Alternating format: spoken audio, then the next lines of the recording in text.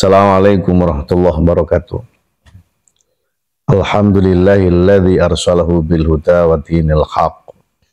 Alhamdulillahilladzi an'ama alaina wa hadana ala dinil islam wal iman wa ihsan. Alhamdulillahirabbil alamin.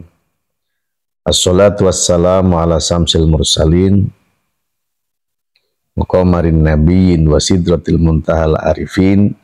Sayyidina wa maulana Muhammadin wa ala alihi wa ashabihi ajma'in, amma ba'd. Ilahi anta maksudi waridhaka matlubi a'tini mahabbataka wa ma'rifataka wa a'tini ma'aka abada. Saudaraku kaum muslimin rahimakumullah, puji syukur kita aturkan kepada Allah Subhanahu wa taala dengan ucapan alhamdulillahilladzi faddalana ala katsiri min ibadihil mu'minin, di mana pada hari ini kita telah ditakdirkan Allah masih ada umur, semoga umur kita menjadi umur yang barokah. Kedua kalinya salawat beserta salam Allah semoga Allah melimpahkan kepada baginda Rasul Muhammadin sallallahu alaihi wasallam. Saudaraku kaum muslimin rahimakumullah, kami kemarin membaca sebuah artikel yang sangat bagus yang patut bisa kita renungkan bersama, di mana artikel ini tulisan dari Bapak Dr. Kiai Haji Akbar Mardani dari Bogor. Beliau menulis yang sangat bagus dan indah kalimatnya yang berjudul faktor yang menentukan hancurnya peradaban. Dari tulisan ini beliau menggoreskan yaitu salah satu contoh sebuah negara. Di sini beliau mengutip cerita sejarah yaitu negara Cina. Di mana negara Cina ini membangun tembok yang sangat tinggi dan kokoh dengan tujuan supaya rakyat Cina itu aman dari serangan musuh. Mereka meyakini dengan tembok yang dibangun itu kokoh, perkasa, sehingga tidak ada musuh yang bisa masuk ke dalam bentengnya. Tapi dari situ dalam 100 tahun pertama tembok besar itu dibangun, ternyata di situ 3 kali Cina diserang. Uniknya musuhnya itu tidak sampai melobangi tembok atau naik tembok apa pakai tangga, itu tidak. Jadi cuman satu yaitu penjaga temboknya saja yang sogok, sehingga musuh bisa istilahnya dengan gampangnya bisa masuk ke dalam tembok Cina. Dari istilah ini maka kata orang orientalis mengatakan kalau ingin menghancurkan sebuah peradaban atau ingin menghancurkan peran pentingnya pemuda, ada 3 hal yang harus kita lakukan. Ini kata orang orientalis. Apa itu? 1, hancurkan keluarganya, hancurkan keluarga. Yang kedua, hancurkan pendidikan. Yang ketiga, hancurkan keteladanan. Jadi 3 faktor ini kalau ingin menghancurkan pemuda. Pertama, hancurkan keluarga. Dari mana?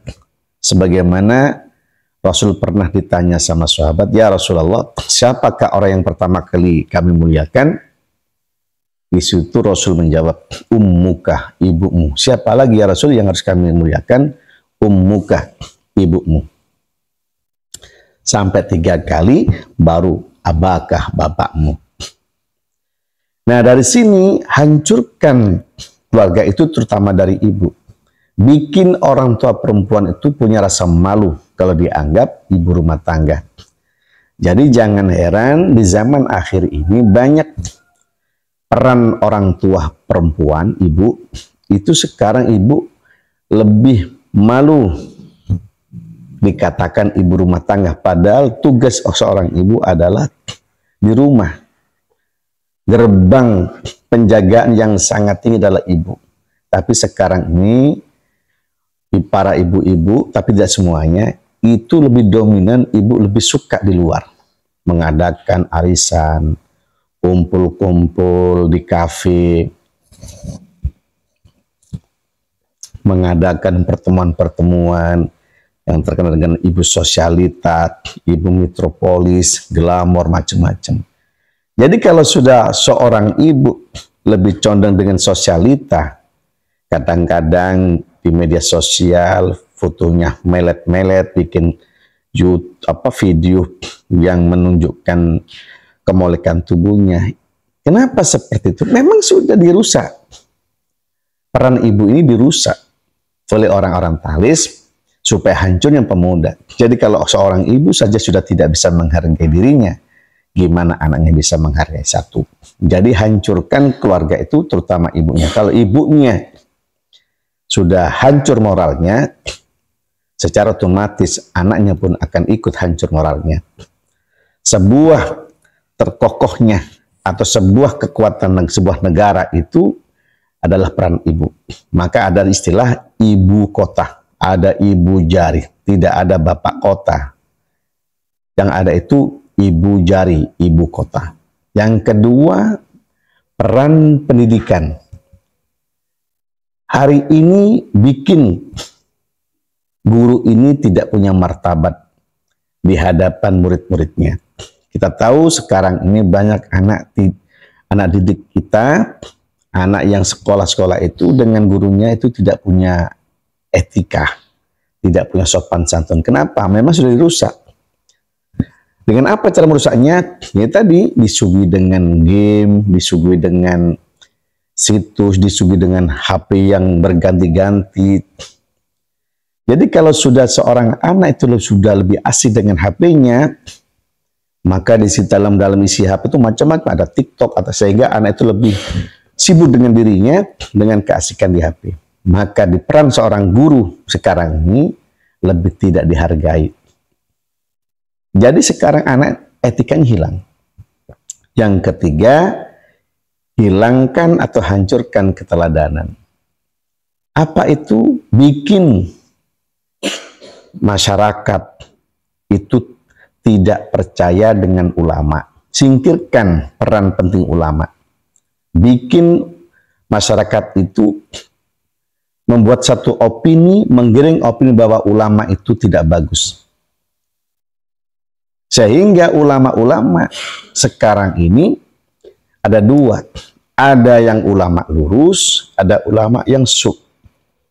Ulama yang lurus, yang menekankan akidah, itu ada sebagian orang-orang munafik menggiring opini, yang lurus itu digiring lebih bengkok. Sedangkan ulama yang bengkok dibikin opini seolah-olah itu yang lurus. Ini sudah terjadi sekarang ini. Kalau sudah tiga peran itu sudah kena, hancurnya keluarga, hancurnya pendidikan, hancurnya keteladanan, maka siap-siap moral anak didik atau moral anak, moralnya pemuda ini pasti hancur. Kalau sudah hancur, maka jangan salahkan hancurnya sebuah negara. Karena apa?